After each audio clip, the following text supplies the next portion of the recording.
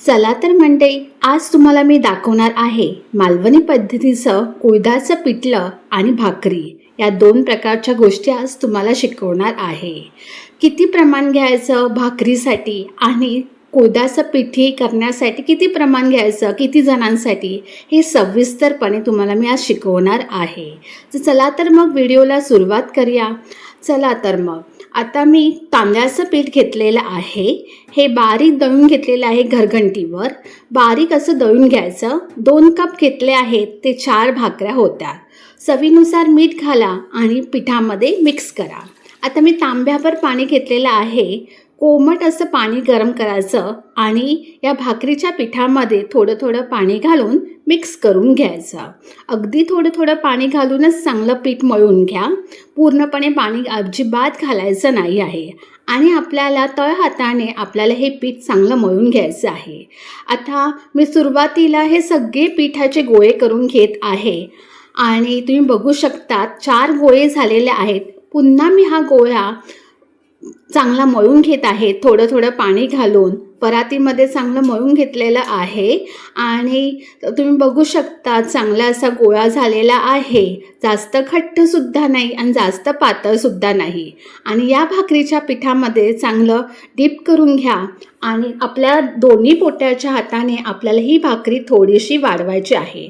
आपली अर्धी भाकरी इथेच आपली लाटून झालेली आहे किंवा थापून झालेली आहे। आता पुन्हा आपण परातीमध्ये चांगलं पीठ शिवरून घ्यायचं आणि सगळीकडून आपल्याला दोन्ही बोटाच्या हाताने कडेकडेने आपल्याला भाकरी थापून घ्यायची आहे।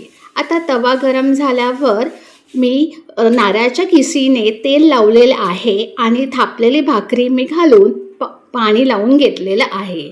आता भाकरी वरची भाग सुकल्यानंतर, पाणी सुकल्यानंतर ही भाकरी पलटून घ्यायची आहे आणि 2 मिनिटांनी आपल्याला काविलताने किंवा रुमालाने ही भाकरी आपल्याला शेकून घ्यायची आहे। जशी आपण चपाती शेकून घेतो अगदी त्याच प्रकारे दोन्ही साईडने आपल्याला ही भाकरी चांगली शेकून घ्यायची आहे। तुम्ही नवीन असाल तर तुम्ही ही भाकरी पहिलं थोड्या प्रमाणात करा, अर्धा पेलाचा 1 भाकरी होईल आणि चांगली अशी भाकरी तयार झालेली आहे। आता आपल्याला करायचं आहे कुळथाचे पिठलं। तर मी 1 कप घेतलेलं आहे हे कुळथाचं पिठी आणि हळद घातलेले आहे। मिक्स करून घ्यायचं पिठामध्ये।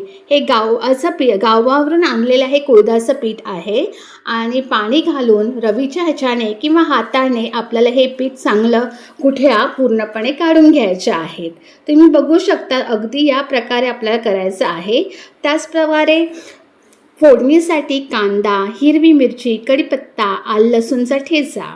आता कढई गरम झाल्यावर तेल घाला, थोडं कढीपत्ता घाला। कढीपत्त्याची फोडणी झाल्यानंतर हिरवी मिरची घाला, चांगलं तेलात परतून घ्या।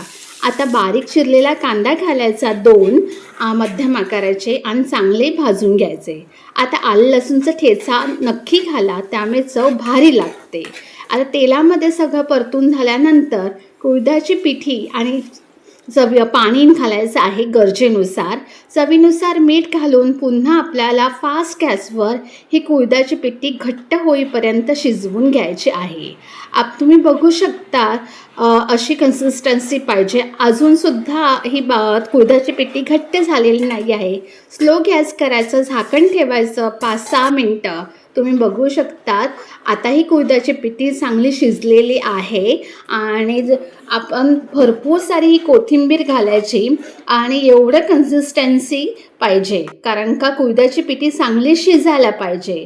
कोथिंबीर घातल्यानंतर आपल्याला ही पुन्हा आपल्याला 2 मिनटं ठेवायची। ही कुळथाचं पिठलं आपलं तयार झालं, कुळथाचे पिठलं आणि भाकरी। तुम्ही कोणतं पिठलं बनवतात, चण्याचं पिठलं किंवा कुळथाचं पिठलं, कमेंटद्वारे नक्की सांगा। आणि हा व्हिडिओ तुमच्या मित्रपरिवारांना नक्की शेअर करा। आणि हा व्हिडिओ आवडल्यास कुळथाचं पिठलं आणि भाकरी तर माझ्या चॅनलला लाईक, शेअर आणि सबस्क्राईब करायला विसरू नका। Shri Swami Samarth, bless you, thank you, love you all. असंच प्रेम माझ्यावर राहू दे। थँक्यू।